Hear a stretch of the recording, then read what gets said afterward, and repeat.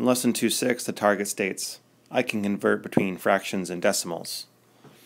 We'll also need to be able to convert back from decimals to fractions. So there's several strategies we're going to review in this video to help you be better at converting between fractions and decimals back to fractions.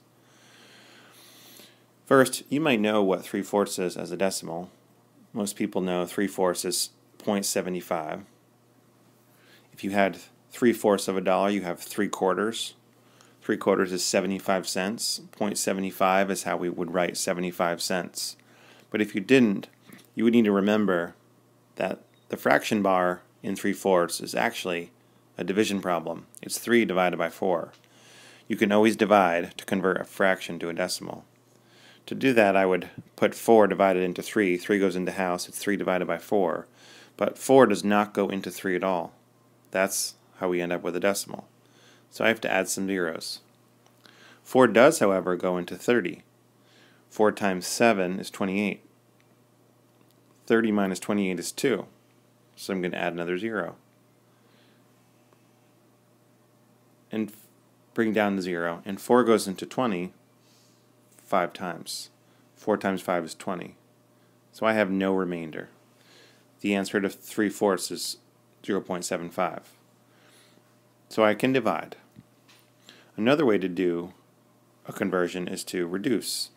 If you don't know what 6/8 is, you could see 6/8 can be reduced. 6 and 8 have a common factor. They're both divisible by 2. If I divide the numerator and the denominator by 2, I'm reducing this fraction and it becomes 3/4. So I might not have recognized 6/8 as 0.75, but if I know how to reduce it, I can see that 6/8 is 3/4, which is 0.75. Reducing is a good strategy because 6/12, if you don't know what 6/12 is as a decimal, you do know what it is if I reduce it to 1/2. The common factor of 6 and 12 is 6. 6 goes into itself once, and 12 divided by 6 is 2. 6/12 is 1/2 or 0.5. And the same with 3/9. 3/9 can be reduced. If I divide the numerator and denominator by a common factor of 3, 3 divided by 3 is 1, and 9 divided by 3 is 3. It's 1/3. In case you didn't know, 1/3 is 33, and it's a repeating decimal. So leaving us with that last strategy to reduce and find equal fractions that we might know.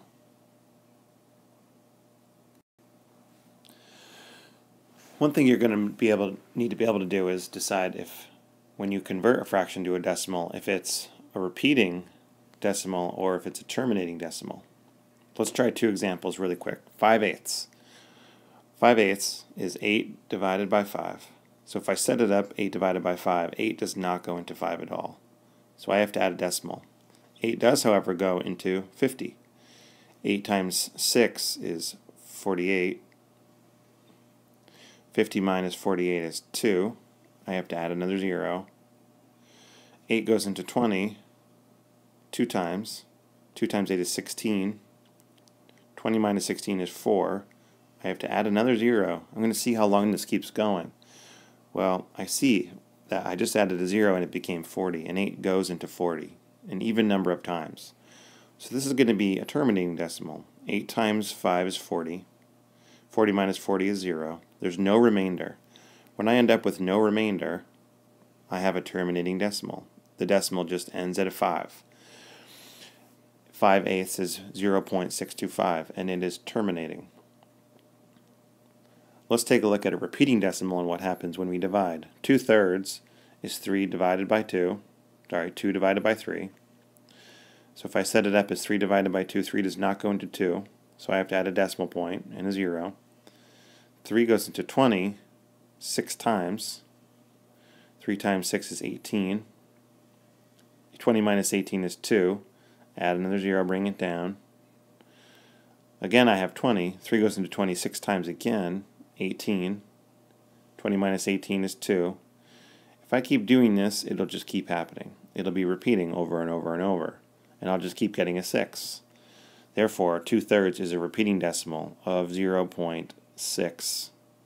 And it goes on forever. All I really need to do is write 1 6 or 2 6s, and it's repeating. So I'm going to use the repeating symbol over the 6's. And I put that repeating symbol over just the numbers that are repeating. So 0.6 or 0.66 repeating. I could also write it as just 0.6 repeating. The last thing you're going to be able to do to meet this target is convert from a decimal back to a fraction. To do this, the thing you need to remember most is just place value. Place value is looking at the numbers to the right of the decimal. If there was nothing in the ones place and we cross over the decimal point, then what place value would we be in where the number ends? So let's try to remember. This is the tenths, the hundredths, the thousandths, the 10,000ths, the 100,000ths, and the millions place. So if we can count over, for instance in this number here, the 2 is in the hundredths place. The 0 is in the tenths place. So it's just 2 hundredths. Since the 2 ends in the hundredths place, it is 2 hundredths, which is 1/50th. So to convert a decimal back to a fraction, it's really all about place value. Take a look at 0.036. What place is the 6 in? If I count over tenths, hundredths, thousandths, the 6 is in the thousandths place. So it is 36 thousandths, which can be reduced. I can divide it by 2 and get 18 500ths. I can divide it by 2 again and get 9 250ths. I could probably keep reducing it too if I wanted to, but I'm going to stop there. The last one, 0.4, what place is the 4 in? It's the tenths place, so it's just 4 tenths. 4 tenths can be reduced to 2 fifths. So 0.4 is either 4 tenths or 2 fifths. Okay, now you try. Click pause and solve these 4 problems. When you're done, click play and review them. Check your answers. For number 1 and 2, convert each fraction to a decimal. For number 3 and 4, convert the decimal to a fraction. Remember, for number 1 and 2, there's different strategies. You can divide. You can rewrite the fractions as an equivalent fraction that are easier to turn into a decimal. So try different things. For number 3 and 4, just remember place value. If you can speak it using place value, then you are speaking the fraction. Click pause and try these out.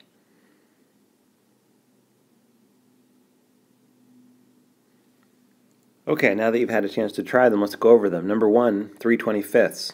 We want to write this as a decimal. So 3/25 is kind of hard to convert to a decimal from memory, but I can see 25 in the denominator, and I know 25 can easily become 100 if I multiply it by 4. If I multiply the denominator by 4, I have to also multiply the numerator by 4, and 3 times 4 is 12. And 12 100ths is an equal fraction to 3/25. It's also a fraction a lot of people can convert to a decimal. 12 100ths is 0.12. The 2 is in the hundredths place. So this number would be read 0.12 would be read 12 100ths. For number 2, it's a little more challenging. I couldn't convert 16 fifths into a decimal very easily without actually doing some dividing. 5 goes into 16 3 whole times, so there's going to be a remainder. But we'll start by dividing. 5 doesn't go into 0, but it goes into 16 3 whole times. 3 times 5 is 15. Subtract. The remainder is 1. So I have to add a decimal point. I'm going to bring my decimal point up and add a 0 and drop my 0 down. 5 goes into 10 twice. 2 times 5 is 10. When I subtract, there's no remainder. So I'm done. It terminated. So the answer is 3.2. For number 3, the 3 is in the tenths place. The 6 is in the hundredths place. So this number would be read 36 100ths. And 36 and 100 are both divisible by a common factor, so this number can be reduced. They're both divisible by 4. 36 divided by 4 is 9, and 100 divided by 4 is 25. And that would be lowest terms, so that's a best answer. That's a pretty good answer. For number 4, it also ends in the hundredths place. So this number would be, you would say this number has 4 100ths, because the 4 is in the 100th place. So 4 100ths can be reduced. 4 goes into itself once, and it goes into 100 25 times. 100 divided by 4 is 25. So this is the best answer, reduced, simplified to lowest terms, and this is a good answer. But it could have been reduced. How'd you do? Check your answers.